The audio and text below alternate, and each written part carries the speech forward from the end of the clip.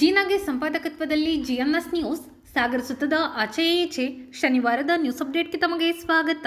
ಮುಖ್ಯಾಂಶಗಳು: ಸಾಗರ ಮಾರಿಕಾಂಬಾ ದೇವಿ ನ್ಯಾಸ ಪ್ರತಿಷ್ಠಾನಕ್ಕೆ ನೂತನ ಪದಾಧಿಕಾರಿಗಳ ಅವಿರೋಧಕ್ಕೆ ನಾಮಪತ್ರ ಸಲ್ಲಿಸಿದ ಕೆಎನ್ ನಾಗೇಂದ್ರ ನೇತೃತ್ವದ ಟೀಮ್. ಸಾಗರ ಮಹಿಳಾ ಕಾಂಗ್ರೆಸ್ನಿಂದ ಮಹಿಳಾ ದಿನಾಚರಣೆ, ವಿವಿಧ ಕ್ಷೇತ್ರದ ಸಾಧಕರಿಗೆ ಸನ್ಮಾನ.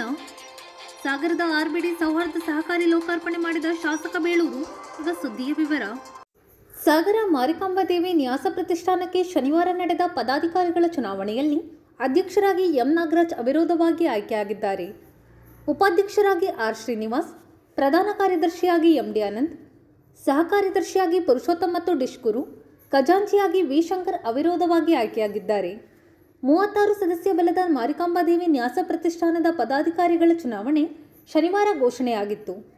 ಮಾರ್ಚ್ 8ರಂದು ನಡೆದ ಚುನಾವಣೆಯಲ್ಲಿ ಹಿಂದಿನ ಸಮಿತಿಯ 13, ಮಾರಿಕಾಂಬಾ ಹಿತರಕ್ಷಣಾ ಸಮಿತಿ 14, ಮಾರಿಕಾಂಬಾ ನೋಂದಾಯಿತ ಸಮಿತಿ 5 ಸ್ಥಾನ, 4 ಅವಿರೋಧ ಆಯ್ಕೆ ನಡೆದಿತ್ತು. ಹಿಂದಿನ ಸಮಿತಿ ಅಧಿಕಾರವನ್ನು ಹಿಡಿಯಲು ಸಾಕಷ್ಟು ಪ್ರಯತ್ನ ನಡೆಸಿತ್ತು. ಕೊನೆ ಗಳಿಗೆಯಲ್ಲಿ ಹಿತರಕ್ಷಣಾ ಸಮಿತಿ ಮತ್ತು ಮಾರಿಕಾಂಬಾ ನೋಂದಾಯಿತ ಸಮಿತಿ ಒಟ್ಟಾಗಿ ಸುಮಾರು 26 ಸದಸ್ಯರ ಬಲದೊಂದಿಗೆ ಪದಾಧಿಕಾರಿಗಳ ಚುನಾವಣೆಗೆ ನಾಮಪತ್ರ ಸಲ್ಲಿಸಿತ್ತು. ಬಹುಮತದ ಕೊರತೆಯಿಂದಾಗಿ ಹಿಂದಿನ ಸಮಿತಿ ನಾಮಪತ್ರ ಸಲ್ಲಿಸದೆ ಕಣದಿಂದ ದೂರ ಉಳಿದಿತ್ತು. ಅಂತಿಮವಾಗಿ ಹಿತರಕ್ಷಣಾ ಸಮಿತಿ ಮತ್ತು ನೋಂದಾಯಿತ ಸಮಿತಿ ಸ್ಥಾನ ಹಂಚಿಕೆ ಒಪ್ಪಂದದ ಮೂಲಕ ಅಧಿಕಾರದ ಚುಕ್ಕಾಣಿ ಹಿಡಿದಿದೆ.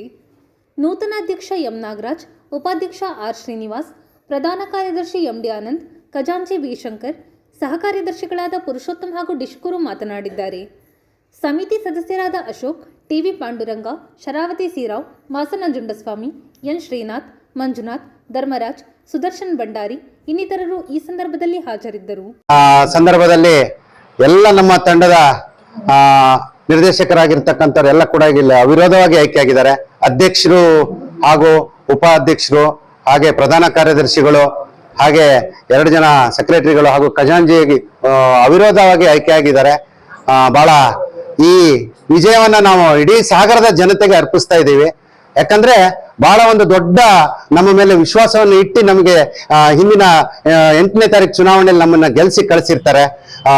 ಹಿಂದಿನ ಎಲ್ಲ ಹೋರಾಟಗಳಿಗೆ ನಮ್ಗೆ ಕೊಟ್ಟಿರ್ತಕ್ಕಂಥ ಒಂದು ಜಯ ಅಂತ ನಾವು ಅನ್ಕೊಂಡಿದೀವಿ. ಬಹಳ ವಿಶೇಷವಾಗಿರ್ತಕ್ಕಂಥ ಇವತ್ತು ದಿನ ನಮ್ಮ ಜೊತೆಗೆ ಬಹಳಷ್ಟು ಎಲ್ಲ ಹಿರಿಯರು ಇರ್ಬೋದು, ಬಹಳಷ್ಟು ಈ ಭಕ್ತರು ಎಲ್ಲರೂ ಕೂಡ ನಮ್ಮ ಜೊತೆಗೆ ನಿಂತು ಬಿಟ್ಟು ನಮ್ಗೆ ಒಂದು ಒಳ್ಳೆಯ ಅಭಿಪ್ರಾಯವನ್ನು ಕೊಟ್ಟು ನೀವು ಈ ರೀತಿ ಕೆಲಸ ಮಾಡ್ಬೇಕು ಅನ್ನೋ ಒಂದು ಇಚ್ಛಾಶಕ್ತಿ, ನಮ್ಗೆ ಆ ಶಕ್ತಿಯನ್ನ ಕೊಟ್ಟಿರ್ತಕ್ಕಂಥ ಎಲ್ಲ ನಮ್ಮ ಸಾಗರದ ಜನತೆಗೆ ಹಾಗೂ ಎಲ್ಲ ನಮ್ಮ ಸ್ನೇಹಿತ ವರ್ಗ, ದೊಡ್ಡ ಬಳಗ ಇದೆ. ಇದು ನಮ್ದು ಒಂದು ಕುಟುಂಬ ಇದೆ. ಈ ಕುಟುಂಬ ಇಲ್ಲದೆ ಇದ್ರೆ ನಾವು ಇರಲ್ಲ. ಹಾಗಾಗಿ ಇದು ಪದನಿಮಿತ್ತ ಮಾತ್ರ ನಾವು ಅಧ್ಯಕ್ಷರಾಗಿರ್ಬೋದು, ಉಪಾಧ್ಯಕ್ಷರಾಗಿರ್ಬೋದು, ಇಲ್ಲಿ ಅಧಿಕಾರ ಹಂಚಿಕೆ ಆಗ್ಬೋದು. ಬಿಟ್ರೆ ನಮ್ಮ ಇರ್ತಕ್ಕಂಥ ನಮ್ಮ ಇಡೀ ತಂಡ, ನಮ್ಮ ಇಡೀ ಇಲ್ಲಿ ನಮ್ಗೊಂದು 36 ಜನನು ನಾವಿದ್ದೀವಿ. 36 ಜನನು ನಾನು ಸೇರ್ಸೇ ಹೇಳ್ತಾ ಇದ್ದೀನಿ. ಯಾಕಂದ್ರೆ ಒಂದು ದೇವಸ್ಥಾನ ಅಭಿವೃದ್ಧಿ ಆಗ್ಬೇಕು ಅಂದ್ರೆ ನಾವು ಏನೋ ಒಂದು ಗ್ರೂಪ್ ಆಗಿರ್ಬೋದು, ಆದ್ರೆ ಇಲ್ಲಿ ಬಂದಿರತಕ್ಕಂಥ ನಿರ್ದೇಶಕರುಗಳು ಎಲ್ಲ ಸೇರಿದ್ರೆ 36 ಜನ ಇದ್ದಾರೆ. ಇಡೀ 36 ಜನರ ವಿಶ್ವಾಸದೊಂದಿಗೆ ನಾವು ಮುಂದಿನ ದಿನಗಳಲ್ಲಿ ನಾವು ಹೇಳಿರ್ತಕ್ಕಂಥ ಕೆಲವು ಕೆಲಸಗಳಿದೆ, ಅದು ಮಾಡ್ಬೇಕಾಗಿದೆ. ಅದನ್ನು ಕೂಡ ನಾವೆಲ್ಲ ಸೇರ್ಕೊಂಡು ನಾವು ಅದನ್ನ ಮಾಡ್ತೀವಿ ಅಂತ ಹೇಳ್ತಾ, ಬಹಳ ಅಂದ್ರೆ ಅದೇ ನಾವು ಮೊದ್ಲೇ ನಿಮ್ಗೆ ಒಂದು ಕೆಲವು ಆಶ್ವಾಸನೆಗಳನ್ನ ಕೊಟ್ಟಿದ್ವಿ. ನಾವು ಬಂದಾಗ ಒಂದು ಅನ್ನ ಸಂತರ್ಪಣೆಯನ್ನು ಮಾಡ್ಬೇಕು ಅನ್ನೋದಿದೆ. ನಮ್ಮ ಇಡೀ ರಾಜ್ಯ ಮಟ್ಟದಲ್ಲಿ ದೊಡ್ಡ ಹೆಸರಾಗಿರ್ತಕ್ಕಂಥ ಈ ದೇವಸ್ಥಾನಕ್ಕೆ ಇವತ್ತುವರೆಗೂ ಒಂದು ಅನ್ನ ಸಂತರ್ಪಣೆಯನ್ನು ಮಾಡ್ಬೇಕು ಅನ್ನೋದು ಎಲ್ಲರ ಬಯಕೆ ಆಗಿತ್ತು.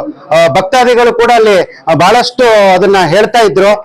ಯಾವ ರೀತಿಯಾಗಿ ಮಾಡ್ಬೇಕು ಅನ್ನೋದು ಚಿಂತನೆಯನ್ನು ಮಾಡಿದಾಗ ಮೊದಲಿಗೆ ನಮ್ಮ ಎಲ್ಲ ಸ್ನೇಹಿತರು, ನಮ್ಮಲ್ಲಿ ಬಂದಿರತಕ್ಕಂಥ ನಿರ್ದೇಶಕರು ಇರ್ಬೋದು, ನಮ್ಮ ಮಹಿಳಾ ನಿರ್ದೇಶಕರು ಒಂದು ನಮ್ಗೆ ಅಡ್ವೈಸ್ ಮಾಡಿದ್ದಾರೆ.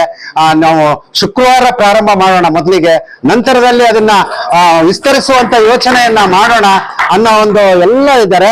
ಅದಕ್ಕೆ ಈಗಾಗಲೇ ದಾನಿಗಳು ಬಹಳ ವಿಶೇಷ, ನನಗೆ ಆಶ್ಚರ್ಯ ಆಗೋದಂದ್ರೆ ಒಂದು 25 ವಾರಕ್ಕಾಗಷ್ಟು ದಾನಿಗಳು ಈಗಾಗಲೇ ನಮ್ಮ ಜೊತೆಗಿದ್ದಾರೆ, ನಿಂತಿದ್ದಾರೆ. ಒಂದೇ ಅವತ್ತು ಹೇಳಿದಾಗ ಕರೆದು ನಮ್ಗೆ ಆ ಮಾತನ್ನ ಹೇಳಿದ್ದಾರೆ. ಎಲ್ಲರೂ ಕೂಡ ಅದಕ್ಕೆ ನಮ್ಗೆ ಕೊಟ್ಟಿದ್ದಾರೆ. ಹಾಗೆ ನಮ್ಮ ರುದ್ರಭೂಮಿ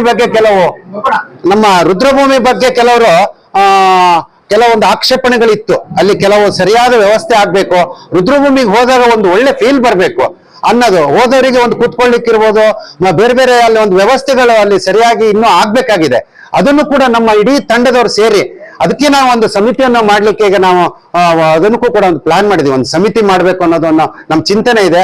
ಆ ಸಮಿತಿಗೆ ನಾವು ಮಾಡಿ ಅದನ್ನ ಒಂದು ರೀತಿಯಾಗಿ ನಾವು ಸಿರ್ಸಿಯಲ್ಲಿ ನಾವು ನೋಡ್ಕೊಂಡು ಬಂದಿದ್ದೀವಿ. ಆ ಸಿರ್ಸಿ ಮಾದರಿಯಾಗಿ ನಾವು ಮಾಡ್ಬೇಕು ಅನ್ನೋ ಒಂದು ಉದ್ದೇಶ ಇಟ್ಕೊಂಡಿದೀವಿ. ಅದನ್ನು ಕೂಡ ಮಾಡ್ತೇವೆ. ಹಾಗೆ ಅಲ್ಲಿ ಇರ್ತಕ್ಕಂಥ ನಮ್ಮ ಅಲ್ಲಿ ಗಿಡಗಳು, ಅಲ್ಲಿ ಇರ್ತಕ್ಕಂಥ ತೆಂಗಿನ ಮರಗಳು ಇವತ್ತು ಅದಕ್ಕೆ ಯಾವುದೇ ಒಂದು ಸರಿಯಾದ ವ್ಯವಸ್ಥೆ ಮಾಡ್ಲಿಲ್ಲ. ಅದಕ್ಕೂ ಕೂಡ ಆ ವ್ಯವಸ್ಥೆಗಳನ್ನೆಲ್ಲ ಮಾಡಿ ಅಲ್ಲಿ ಒಂದು ರೀತಿಯಾಗಿ ಹೋದವರಿಗೆ ಒಂದು ಖುಷಿಯಾಗಿರ್ತಕ್ಕಂಥ ಒಂದು ವಾಹನ ಬೇಕು.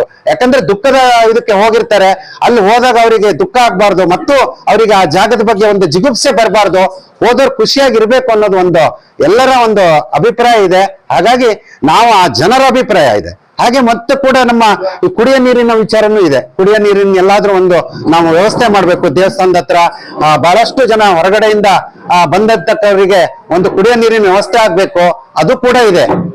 ಹಾಗಾಗಿ ನಾವು ಅದೆಲ್ಲದ ಪ್ರಯತ್ನಗಳನ್ನ ಒಂದು ರೀತಿಯಲ್ಲಿ ನಾವು ನಮ್ಮ ಇಡೀ ಇದು ತಗೊಂಡು, ಹಾಗೆ ನಿಮ್ಮ ಮಾರ್ಗದರ್ಶನನೂ ಬಹಳ ಮುಖ್ಯ ಆಗಿದೆ. ನಮಗೆ ಮಾಧ್ಯಮ ಮಿತ್ರರು ನಮಗೆ ಬಹಳ ಕೆಲವೊಂದು ವಿಶೇಷವಾಗಿರ್ತಕ್ಕಂಥ ಯಾವ ರೀತಿ ಕೆಲಸ ಮಾಡ್ಬೇಕು ಅಂತ ನೀವು ಕೂಡ ನಮಗೆ ಮಾರ್ಗದರ್ಶನ ಕೊಟ್ಟಿದ್ದೀರಿ.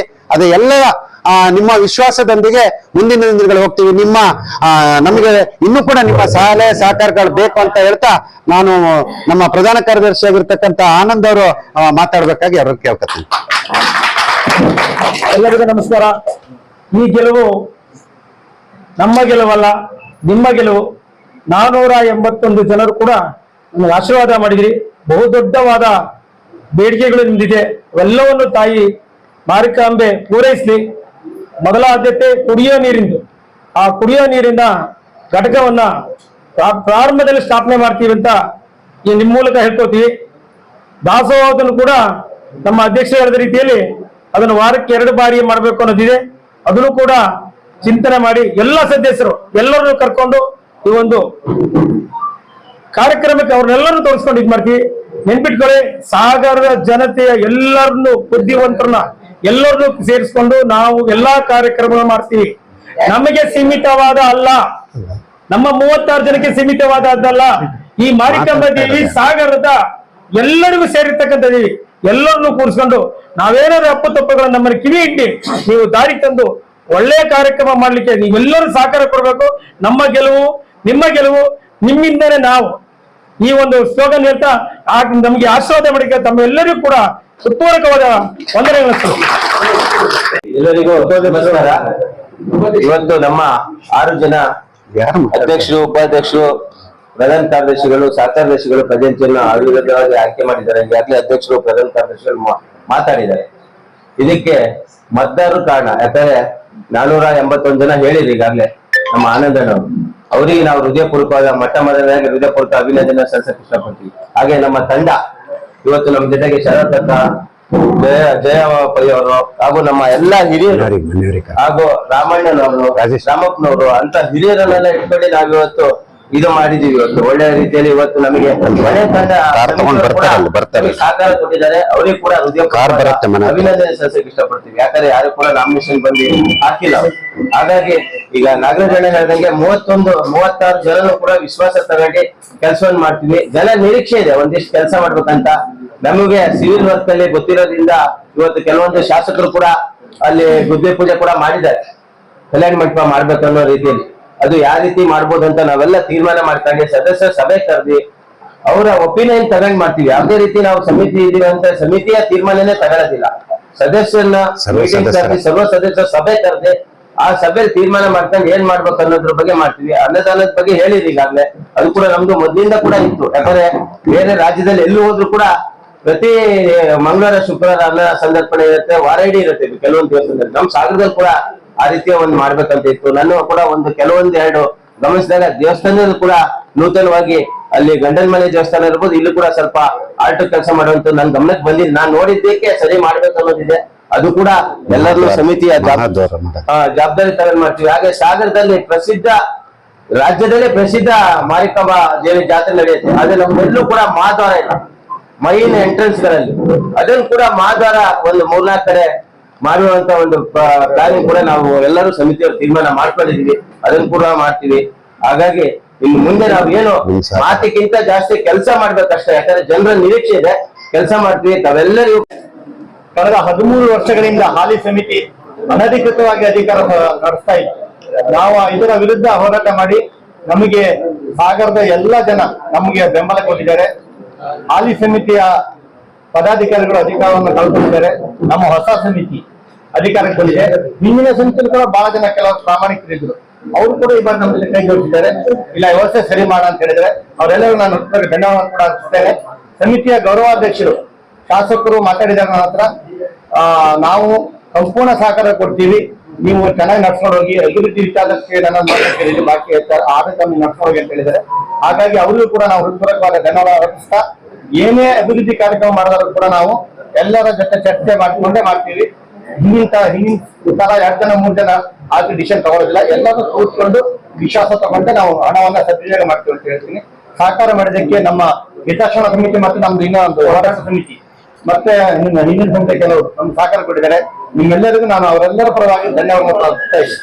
ಮತ್ತೆ ಏನ್ ನಡೀತಲ್ಲ ಅವಿರುದ್ಧವಾಗಿ ಆಯ್ಕೆ ಅಂದ್ರೆ ಕೇವಲ ಆ ಹಳೆ ಸಮಿತಿಯವರು ಕೂಡ ನಮ್ಗೆ ಬೆಂಬಲ ಕಾರ್ ಬರುತ್ತೆ, ಕಾರಲ್ಲಿ ನಾಮಿನೇಷನ್ ಮಾಡಿದ್ರೆ ಅವಿರುದ್ಧವಾಗಿ ಆಯ್ಕೆ ಅನುಕೂಲ ಆಯ್ತು. ಹಾಗಾಗಿ ಹಳೆ ಸಮಿತಿಯಲ್ಲಿ ಕೂಡ ಅವರು ವಿಶ್ವಾಸ ತಗೊಳ್ತೀವಿ. ಕೇವಲ ನಾವು ಇಷ್ಟು ಜನ ಮಾಡೋದ್ರಲ್ಲಿ ಅವರು ಕೂಡ ಶ್ರಮ ವಹಿಸಿದ್ದಾರೆ. ಹಲವಾರು ವರ್ಷ ನಿರಂತರವಾಗಿ ತಗೊಂಡ್ಬಂದಿದ್ದಾರೆ. ನಮ್ಮ ಕೈಗೆ ಈಗ ಚುಕ್ಕಾಣಿ ಕೊಟ್ಟಿದ್ದಾರೆ. ಪ್ರಾಮಾಣಿಕವಾಗಿ ಈ ಪ್ರಯತ್ನದಲ್ಲಿ ನಾವು ಸಫಲತೆ ಹೊರಬೇಕು. ಅವರು ಜೊತೆ ಸೇರಿಸ್ಕೊಂಡು ಹೋಗ್ತೀವಿ ಅಂತ. ಜೊತೆಗೆ ತುಂಬಾ ಆಸೆ ಇದೆ. ನಮ್ಗೆ ಸಿಕ್ಕಿರೋದು 3 ವರ್ಷದಲ್ಲಿ. ಈ 3 ವರ್ಷದಲ್ಲಿ ಮಾಡ್ಬೇಕಾಗುತ್ತೆ. ಮುಂದೆ ಪುನಃ 3 ವರ್ಷ ನಾವು ಕೆಲಸ ಮಾಡಿದ್ರೆ ನಿಮ್ಮ ಹತ್ರ ಬಂದು ಹೋಗಿ ಕೇಳ್ಬೇಕು. ನಾವು ಮಾಡಿದ್ದನ್ನ ನೋಡಿ ಎಲ್ಲ ಸಾಗರದ ಆತ್ಮೀಯ ಸದಸ್ಯರೇ, ನಾವುಗಳು ಇವತ್ತು ಜಯ ಗಳಿಸಿದ್ದಕ್ಕಿಂತ ನೀವುಗಳು ಜಯ ಗಳಿಸಿದ್ದು ಅಂತ ತಿಳ್ಕೊಂಡು ಎಲ್ಲರೂ ಸೇರಿ ಎಲ್ಲರೂ ಸಾಗರ ಜನತೆ ಸಾಗರದ್ದು ನಮ್ಮ ಸದಸ್ಯರೆಲ್ಲ ಸೇರಿಕೊಂಡು ಜಾತ್ರೆಯನ್ನ ಯಶಸ್ವಿಗೊಳಿಸ್ಕೊಡೋಣ. ಎಲ್ಲ ಕಾರ್ಯಕ್ರಮಕ್ಕೂ ನೀವು ಭಾಗಿಯಾಗಿ ನಾವು ಇರ್ತೀವಿ ಅಂತ ಹೇಳ್ತಾ ನಮಸ್ಕಾರ. ಮಹಿಳೆ ಸಾಮಾಜಿಕವಾಗಿ, ಶೈಕ್ಷಣಿಕವಾಗಿ, ಆರ್ಥಿಕವಾಗಿ ಸಬಲೀಕರಣವಾಗಬೇಕು. ಮಹಿಳೆಗೆ ಸಿಗಬೇಕಾದ ಸ್ಥಾನಮಾನ ಸೂಕ್ತವಾಗಿ ಸಿಗಬೇಕು ಎಂದು ವಿಧಾನ ಪರಿಷತ್ ಸದಸ್ಯೆ ಬಲ್ಕಿಶ್ ಬಾನು ತಿಳಿಸಿದರು. ಸಾಗರದ ಕಾಂಗ್ರೆಸ್ ಕಚೇರಿಯಲ್ಲಿ ಶನಿವಾರ ಮಹಿಳಾ ಕಾಂಗ್ರೆಸ್ ವತಿಯಿಂದ ಹಮ್ಮಿಕೊಳ್ಳಲಾಗಿದ್ದ ಮಹಿಳಾ ದಿನಾಚರಣೆ ಕಾರ್ಯಕ್ರಮ ಉದ್ಘಾಟಿಸಿ ಅವರು ಮಾತನಾಡುತ್ತಿದ್ದರು. ಸಹಾಯಕ ಪ್ರಾಧ್ಯಾಪಕಿ ಡಾಕ್ಟರ್ ಶುಭ ಮರವಂತೆ, ಮಹಿಳಾ ಕಾಂಗ್ರೆಸ್ ಜಿಲ್ಲಾಧ್ಯಕ್ಷೆ ಶ್ವೇತಾ ಬಂಡಿ, ಮಹಿಳಾ ಕಾಂಗ್ರೆಸ್ ನಗರ ಘಟಕದ ಅಧ್ಯಕ್ಷೆ ಉಷಾಯನ್ ಮಾತನಾಡಿದರು. ವೇದಿಕೆಯಲ್ಲಿ ಮಾಜಿ ಸಚಿವ ಕಾಗೋಡು ತಿಮ್ಮಪ್ಪ, ಪ್ರಭಾವತಿ ಚಂದ್ರಕಾಂತ್, ಸರಸ್ವತಿ ನಾಗರಾಜ್, ಮಧುಮಾಲತಿ, ದೀಪಾ ಕಾಗೋಡು, ಉಷಾ ಸುರೇಶ್, ಎನ್ ಲಲಿತಮ್ಮ, ಸಿರಿಜಾನ್ ಆನಂದಪುರಂ, ಸದ್ದಾಂ ದೊಡ್ಮನೆ, ಕಲಸೆ ಚಂದ್ರಪ್ಪ, ಸುರೇಶ್ ಬಾಬು ಇನ್ನಿತರರು ಹಾಜರಿದ್ದರು. ಸಾಧ್ಯ ಇಲ್ಲ. ಹಾಗಾಗಿ ಸಾಮಾಜಿಕವಾಗಿ ಸಬಲೀಕರಣ ಆಗಬೇಕು, ಶೈಕ್ಷಣಿಕವಾಗಿ ಉದ್ಧಾರ ಆಗಬೇಕು, ಆರ್ಥಿಕವಾಗಿ ಸಬಲೀಕರಣ ಆಗಬೇಕು ಅಂತಂದರೆ ಆ ಮನೆಯಲ್ಲಿರ್ತಕ್ಕಂಥ ತಂದೆ ತೀರ್ಮಾನ ತಗೊಂಡ್ರೆ ಮಾತ್ರ ಸಾಧ್ಯ. ಹಾಗಾಗಿ ಇಲ್ಲಿ ಇರ್ತಕ್ಕಂಥ ಎಲ್ಲ ತಂದೆಯವರು ತೀರ್ಮಾನ ತಗೊಂಡಿದ್ದಕ್ಕೆ ನೀವೆಲ್ಲರೂ ಕೂಡ ಈ ಥರ ಸಭೆ ಸಮಾರಂಭ ಬಂದು ಕೂತ್ಕೊಳ್ಳೋಕ್ಕೆ, ಈ ಥರ ರಾಜಕೀಯ ಒಂದು ಸ್ಥಾನಮಾನವನ್ನು ಗಿಡಿಸ್ಕೊಳ್ಳೋಕ್ಕೆ ಸಾಧ್ಯ ಆಗಬೇಕು. ಹಾಗಾಗಿ ಹೆಚ್ಚು ಮಾತಾಡ್ದಲೆ ತಾವೆಲ್ಲರೂ ಕೂಡ ಸ್ವಾಭಿಮಾನ ಬದುಕೋಕ್ಕೆ ತಾವೆಲ್ಲರೂ ಕೂಡ ಏನೇನು ನಾನು ಮಾಡಬೇಕು ಅಂತಲೂ ಕೂಡ ತೀರ್ಮಾನ ಮಾಡಬೇಕಾಗಿರ್ತಕ್ಕಂಥದ್ದು. ನಮಗೆ ಸಮಾಜ ಕೊಟ್ಬಿಟ್ಟಿದೆ, ಬೇಕಾದಷ್ಟು ಕೊಟ್ಟಿದೆ. ಈಗ ನಿರೀಕ್ಷೆಯಲ್ಲಿ ಇರಬೇಡಿ.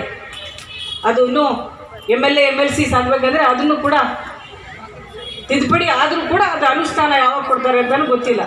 ಈಗ ನಮಗೆ ಯಾವ ಥರ ಆಯ್ಕೆ ಮಾಡಿದರೆ ಆ ಥರ ಆಯ್ಕೆ ಮಾಡೋಕ್ಕೆ ರಾಷ್ಟ್ರ ಮಟ್ಟದಲ್ಲಾಗಲ್ಲ. ಆದರೂ ಕೂಡ ಅಲ್ಲೂ ಕೂಡ ತೀರ್ಮಾನ ಆಗಬೇಕು. ಅದು ಒಂದು ಕಡೆ. ಇವತ್ತು ಇಲ್ಲಿಂದಲೂ ಕೂಡ ತಾವು ಮಹಿಳಾ ಕಾಂಗ್ರೆಸ್ ವತಿಯಿಂದಲೂ ಕೂಡ ಒಂದು ತೀರ್ಮಾನನೂ ಕೂಡ ಮಾಡಬೇಕಾಗತ್ತೆ.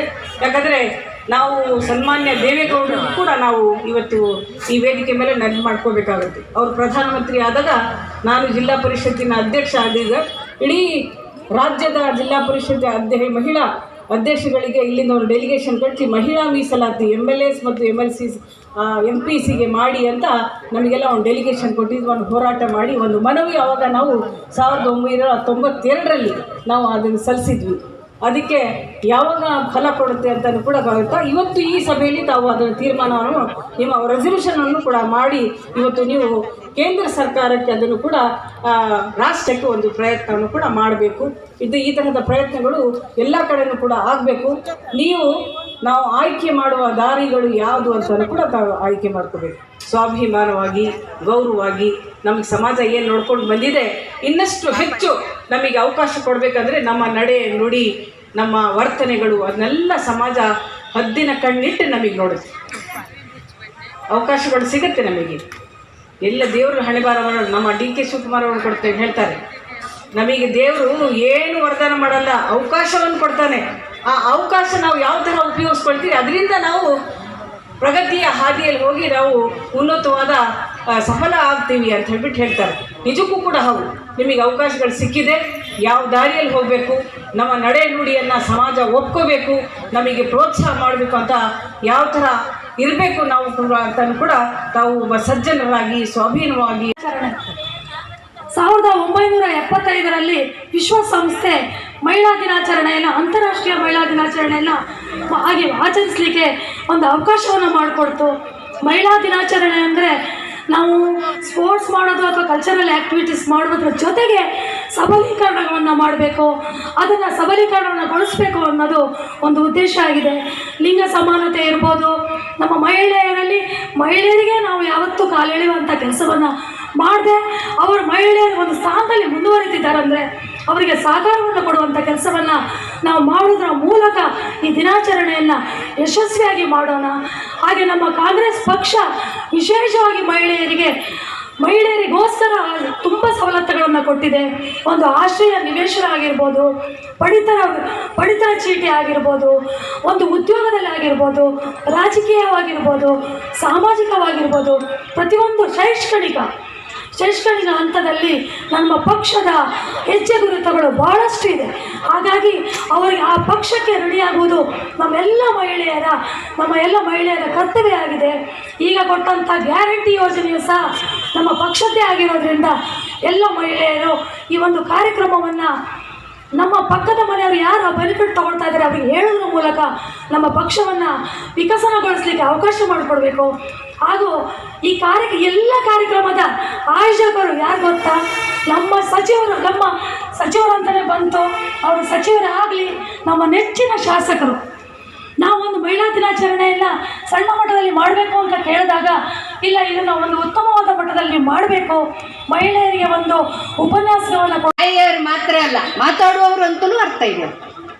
ಹಾಗಾಗಿ ಹೆಣ್ಮಕ್ಕಳ ವಿಶೇಷಣ ಇವತ್ತು ಹೆಣ್ಣು ಮಕ್ಕಳ ಮಾತುಗಳನ್ನು ಕೇಳಿಸ್ಕೊಳ್ಳಿ. ಇವತ್ತು ನಾವು ಮಾತಾಡ್ತೇವೆ, ನೀವು ಕೇಳಿಸ್ಕೊಳ್ಳಿ. ಇಲ್ಲಿಯವರೆಗೆ ನಮಗೆ ಹೆಣ್ಮಕ್ಕಳಿಗೆ ಮಾತಾಡಲಿಕ್ಕೆ ಅವಕಾಶ ಇರಲಿಲ್ಲ.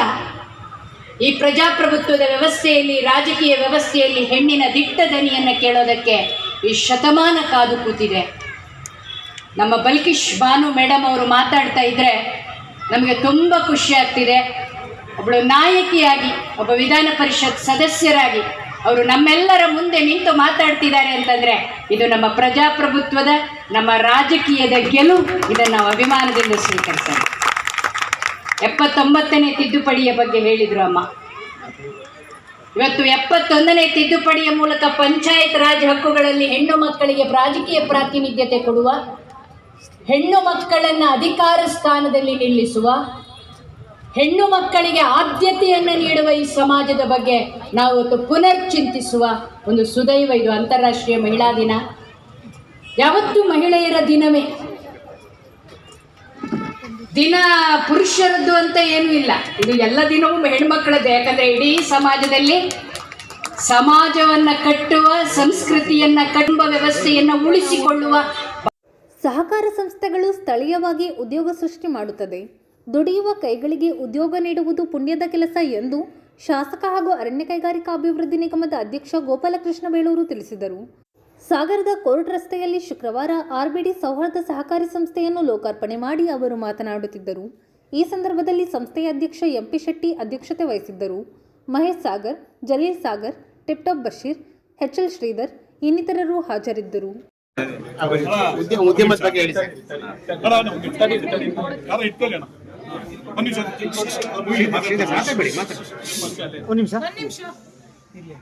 ಆರ್ಬಿಡಿ ಸಂಸ್ಥೆಯಿಂದ ಇವತ್ತು ಸಹಕಾರ ಕ್ಷೇತ್ರಕ್ಕೆ ಅವರು ಧುಮುಕಿದ್ದಾರೆ.